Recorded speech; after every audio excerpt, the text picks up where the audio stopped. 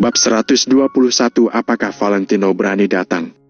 Kalau dia benar-benar baik terhadapmu, maka dia akan datang meskipun berbahaya, bukan? Untuk apa kamu ikut dengannya kalau dia memperlakukanmu dengan buruk?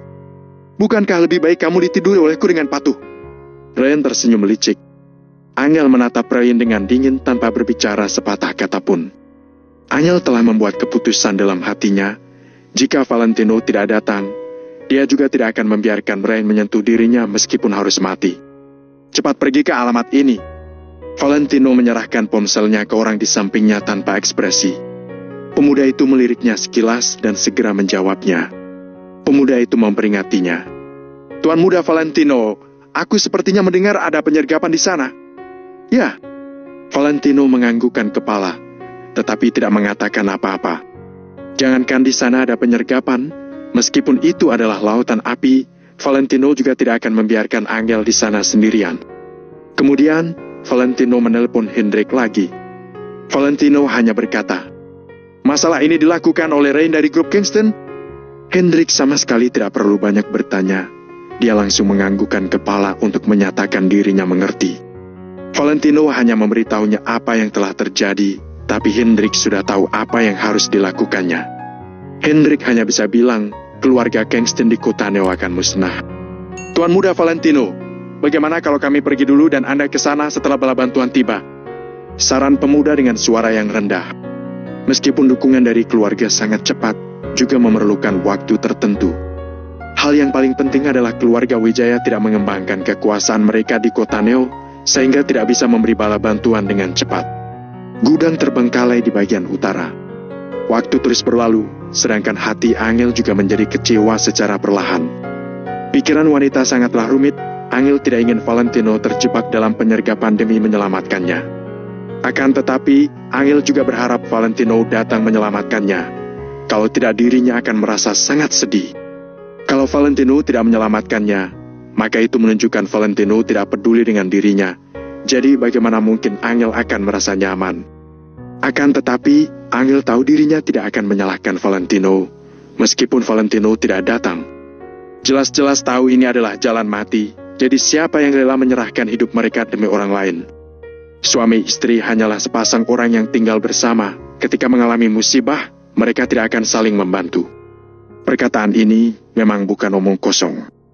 Angel melamun, sedangkan Ray juga merasa sangat jengkel saat ini.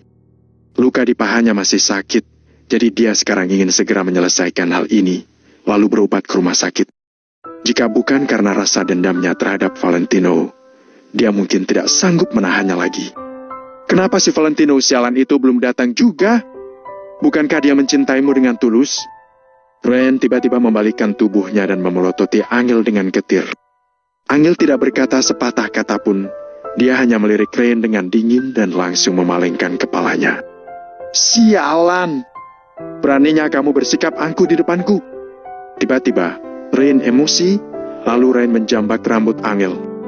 Wajah Angel terdongak karena rambutnya ditarik, tetapi Angel tidak menunjukkan ekspresi takut.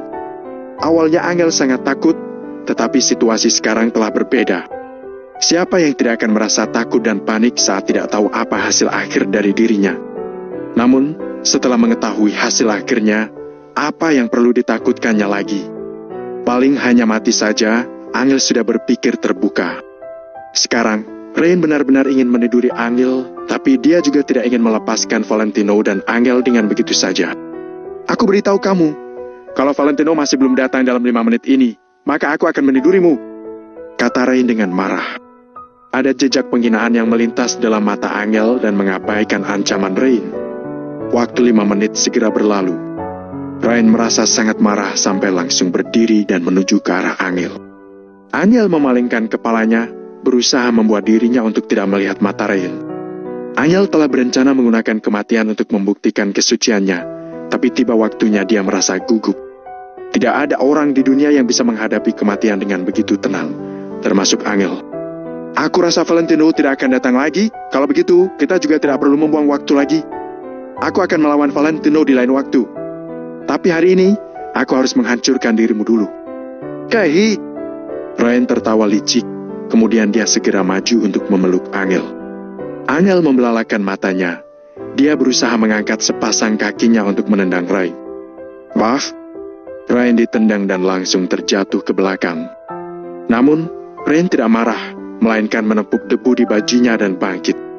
Berontaklah, semakin kamu berontak, aku akan merasa semakin bersemangat. Haha, kemari, lepaskan talinya, biarkan dia memberontak, teriak Ryan. Tak lama kemudian, ada dua orang yang berjalan kemari untuk melepaskan tali Angel. Angel melepaskan handuk dan langsung membalikkan tubuhnya untuk berlari ke sudut dinding. Angel merasa dirinya bisa merasa aman kalau bersandar di dinding. Meskipun rasa aman ini tidak berguna sama sekali, Angel juga tidak memiliki waktu untuk berpikir terlalu jauh. Kai, Ryan berjalan ke arah Angel dengan santai. Aku ingin lihat, kamu bisa berlari kemana lagi? Wanita idaman di kota Neo. Haha, hari ini, aku ingin meniduri wanita idaman kota Neo. Ada rasa kesenangan dalam mata Ryan. Dia terus mendekati Angel. Kemudian, Ryan tiba-tiba menerjang kemari dan menjulurkan tangan untuk memeluk Angel. Inyah! Angel menendang Ryan lagi. Tendangan ini kebetulan mengenai luka di kaki Ryan. Agak! Sesah! Brengsek! Ryan merasa lukanya sangat sakit sampai terduduk di lantai dan menjerit kesakitan sambil memegang bagian yang terluka. Orang-orang KKR yang ada di sekitar melirik sekilas ke sini, tapi tidak mengatakan apapun. Sedangkan Angel juga menjadi tenang, ternyata Ryan sedang terluka. Kalau begitu, Angel masih memiliki kesempatan. Meskipun tenaganya tidak sekuat Ryan, selama dia terus menyerang bagiannya yang terluka, maka dia bisa menunda sedikit waktu. Angel bahkan tidak tahu apa gunanya dia menunda waktu. Namun, bisa aman 1 menit juga merupakan hal yang baik. Dasar wanita jalang! Ryan bangkit dan langsung menampar Angel. Angel sangat keras kepala. Dia merentangkan kakinya untuk menendang ke bagian luka Ryan. Masih ingin menendangku? Ryan tertawa sinis. Sepasang tangannya segera memeluk satu kaki Angel, lalu melempar Angel ke lantai dengan kuat. Pang! Setelah dilempar, Angel merasa pusing. Ryan terus tertawa sinis. Dia melangkah maju ingin melepaskan pakaian Angel. 122 aku adalah ayahmu pada saat ini. Sekarang Ryan yang ada di kantongnya kehilangan kesabarannya. Ryan juga tidak berniat untuk menunggu Valentino datang dan langsung menolak panggilan aku adalah tanpa melihatnya. Suara yang penuh dengan rasa kesal terdengar dari panggilan ke dalam kantong. Kalau begitu, Ryan aku adalah kakakmu. Giginya dan menjawab panggilan tersebut dengan marah. Maki Ryan dengan marah. Kamu, tidak ada gunanya kamu menelpon kuis, kamu datang ambil jenazahnya saja. Emosi itu terdengar lagi dari adalah panggilan dari Valentino. Ryan langsung tercengang. Dia mengedipkan matanya lalu terdiam beberapa saat. Kamu sepertinya memang sudah ingin memberontak. Sekarang sudah bisa menjadi ayahku. Bagus. Bagus sekali. Ucap Rhys dengan sangat kesal. Ryan takut pada Rhys, jadi Ryan segera berkata, Ayah, aku tadi tidak tahu kalau ayah yang menelpon. Bagaimanapun juga, rasa percaya dirinya berasal dari grup Kingston, tapi Ryan bukanlah siapa-siapa tanpa grup Kingston. Lalu, kamu kira siapa? Ucap Rhys dengan marah. Ryan bergumam dengan suara rendah. Aku mengira si Valentino orang tidak berguna itu. Saat mendengar nama Valentino disebut, Rhys berkata dengan marah. Tutup mulutmu. Apa kamu tahu seberapa banyak masalah yang sudah kamu perbuat? Ryan menjawab dengan kesal. Masalah apa yang sudah aku perbuat? Bukankah itu hanya Valentino orang yang tidak berguna itu saja? Kalian menganggapnya terlalu tinggi. Kenapa aku Rhys bisa memiliki putra tidak berguna seperti kamu? Aku tidak ingin berbicara terlalu banyak denganmu. Segera hentikan semua yang kamu lakukan, lalu segera pulang ke rumah. Kamu ini benar-benar mencari masalah saja. Aku akan mengulitimu kalau 10 menit lagi aku tidak melihat wajahmu. Suara Rhys terdengar sangat marah. Walaupun tidak membuka pengeras suara, suara Rhys juga bisa terdengar dari kejauhan.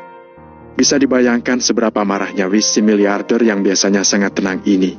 Karena dia sampai berkata akan menguliti Ryan. Tidak mungkin. Aku sedang ada urusan. Tidak bisa pulang sekarang. Aku benar-benar tidak tahu apa yang ayah takutkan dari Valentino. Jawab Ryan sambil menggertakkan gigi setelah terdiam sesaat. Apa yang aku takutkan? Bukan Valentino yang aku takutkan, tapi Hendrik. Hendrik sendiri yang meneleponku mengatakan siapapun yang berani melawan Valentino itu artinya melawan Maple Rain Real Estate. Apa kamu tidak tahu seberapa seriusnya ucapan Hendrik ini? Teriak Rhys. Ayah sendiri yang beritahu aku kalau tidak ada teman dan musuh selamanya dalam dunia bisnis. Hendrik hanya memberi muka pada Valentino saja. Kalian yang benar-benar menganggapnya serius? Kalau memang hubungan Hendrik dengan Valentino begitu dekat, apa dia akan membiarkan Valentino menjadi menantu tidak berguna selama 3 tahun? Saat mengatakan ini, Rain sama sekali tidak merasa bersalah. Dasar kamu anak durhaka. Sekarang, Ray sangat emosi sampai menggertakkan giginya. Apa kamu tahu setelah Hendrik mengatakan hal ini, sudah ada beberapa perusahaan yang menelepon untuk memutuskan kontrak kerja sama dengan kita? Apa kamu tahu, 10 menit yang lalu saham grup Kingston kita sudah jatuh mencapai angka terendah sepanjang sejarah perusahaan. Apa kamu tahu keluarga Kingston sudah akan bangkrut karena ulahmu? Aku akan panggil kamu sebagai ayahku, tapi aku mohon bisakah kamu jangan mencari masalah lagi? Reese benar-benar tidak bisa menemukan jalan keluar lagi. Kalau tidak, kenapa dia bisa begitu pasrah sampai mengucapkan kata-kata seperti itu?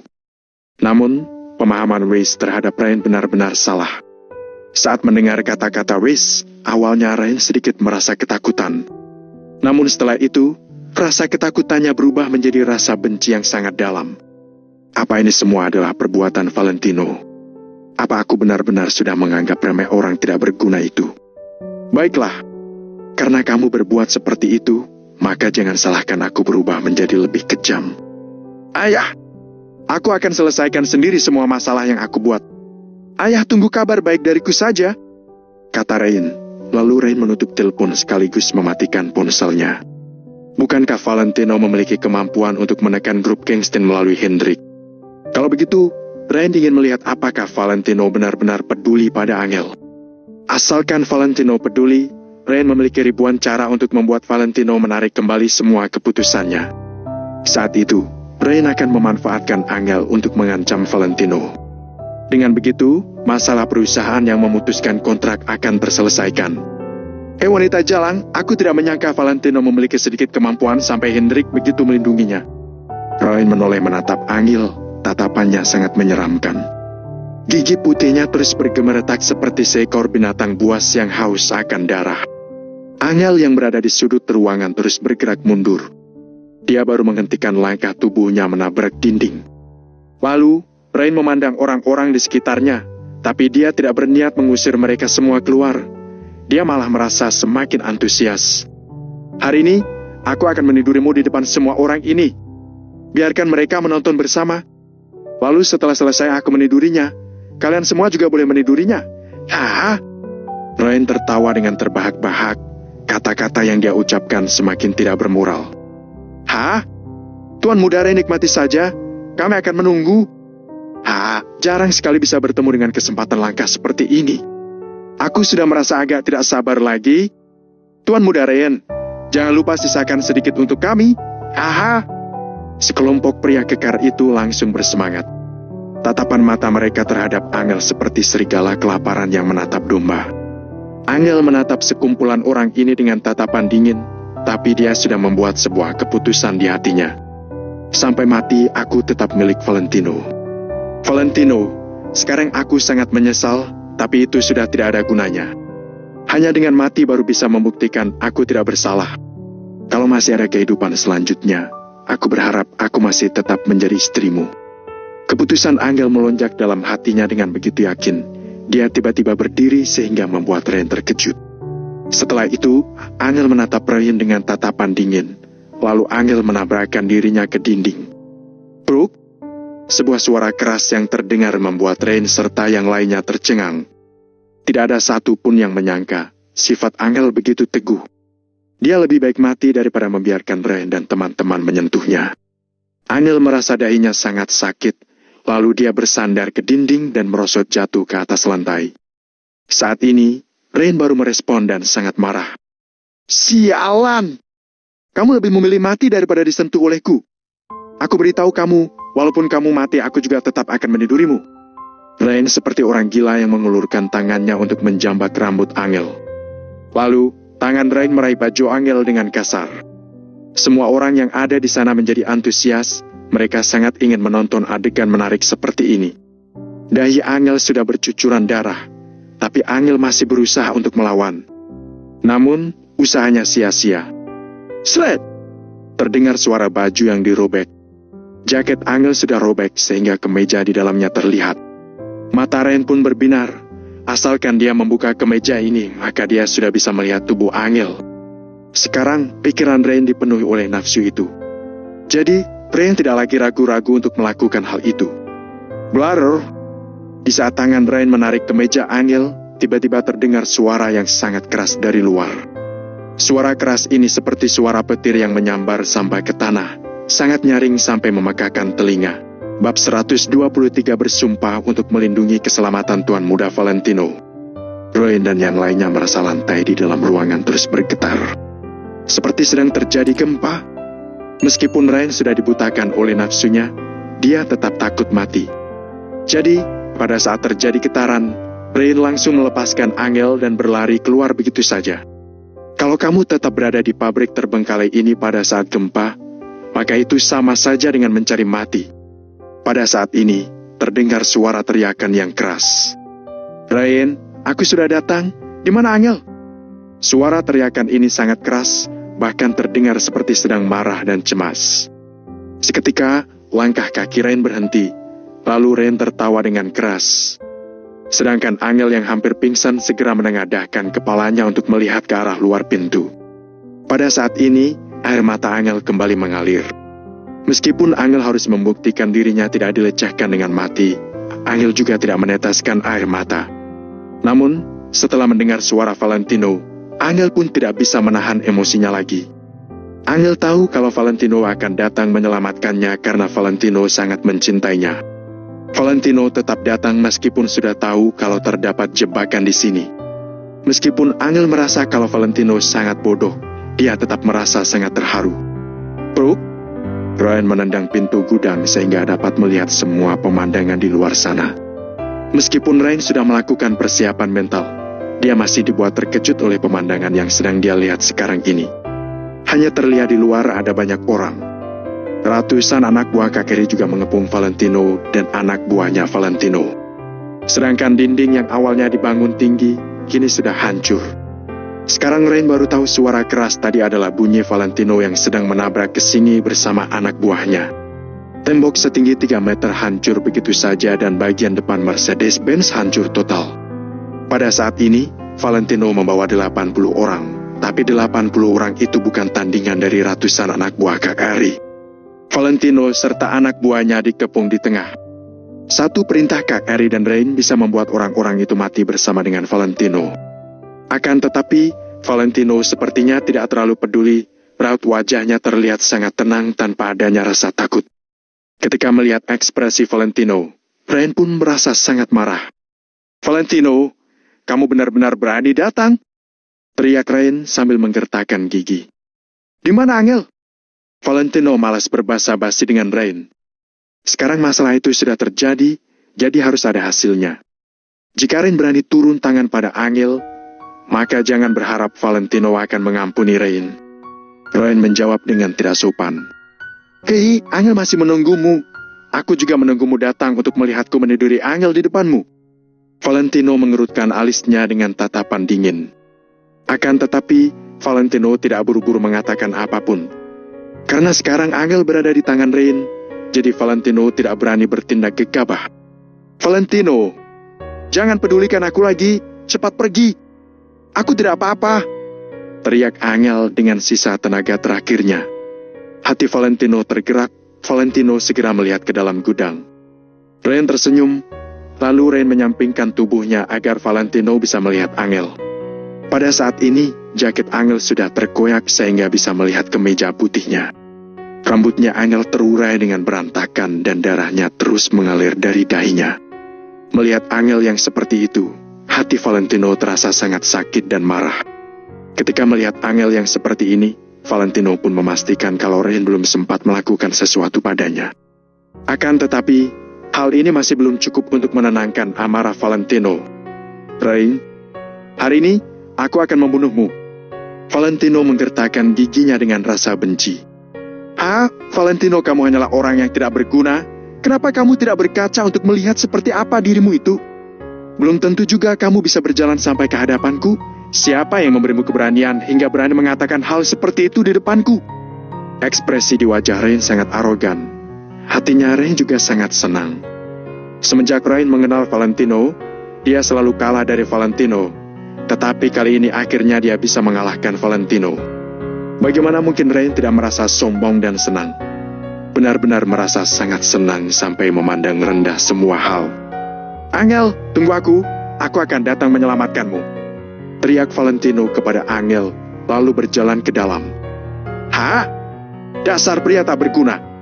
Hari ini, aku akan memperlihatkan apa yang dinamakan perbedaan kekuatan. Kak Eri, hajar mereka dan tahan Valentino. Aku ingin meniduri Angel di depan Valentino agar Valentino merasakan perasaan lebih baik mati daripada hidup. Rain sudah gila, seperti binatang buas yang menatap Valentino dengan ganas. Oke, teman-teman, waktunya telah tiba untuk yang mau mengambil uang dan naik jabatan. Tangkap mereka. Seru Kak Eri. Lalu Eri melambaikan tangan yang penuh dengan tato menyeramkan itu. Tatapan mata Valentino sangat dingin. Valentino mengatakan satu demi satu kata sembari berjalan ke depan. Siapapun yang membantu Rain hari ini akan mati. Awalnya Kak Eri dan yang lainnya tercengang. Tak lama kemudian mereka tertawa dengan keras. Beraninya kamu bersikap sombong hanya dengan puluhan orang tak berguna ini. Teman-teman, kubur mereka. Perintah Kak Eri. Ya, hajar mereka. Tak lama kemudian, Kak Eri dan ratusan bawahannya menyerang ke arah Valentino. Anak buah Eri terlihat sangat kejam karena mereka membawa senjata dan mereka terlihat sangat antusias. Mereka tahu siapa yang akan menang dalam peperangan banyak melawan sedikit. Rain berdiri di anak tangga depan pintu sambil menatap Valentino dengan ekspresi sombong. Rain ingin melihat apakah Valentino bisa sampai ke depannya atau tidak. Rain ingin membuat Valentino merasakan perasaan putus asa dan tidak berdaya. Karena aku ingin membuat dirimu mengerti kalau kamu hanya pria tak berguna, ujar Rain sembari tertawa. Kedua belah pihak mulai bertarung di dalam gudang terbengkalai. Bersumpah untuk melindungi keselamatan Tuan Muda Valentino, teriak Rizky sembari mengangkat tongkat besi di tangannya untuk memukul seorang pemuda. Bersumpah untuk melindungi keselamatan Tuan Muda Valentino. Sekelompok pengawal berbaju hitam berkata dengan kompak, lalu mereka semua mengeluarkan bayonet bersegi tiga dan mulai melindungi Valentino. Semua senjata yang dipakai oleh pengawal berbaju hitam adalah bayonet bersegi tiga. Meskipun tidak sepanjang tongkat besi itu, kekuatan pisau itu lebih hebat daripada tongkat besi. Kalau menusuk dengan tepat, maka akan menjadi sebuah lubang. Dor, brak, brak. Seketika, kedua belah pihak bertarung dengan sengit. Anak buah Valentino membentuk sebuah lingkaran untuk melindungi Valentino di tengah. Valentino maju selangkah demi selangkah ke hadapan Rain dengan ekspresi tenang. Rain dengan penuh keterkejutan menyadari kalau ratusan anak buah Kak Eri tidak bisa menyentuh Valentino. Bagaimana bisa?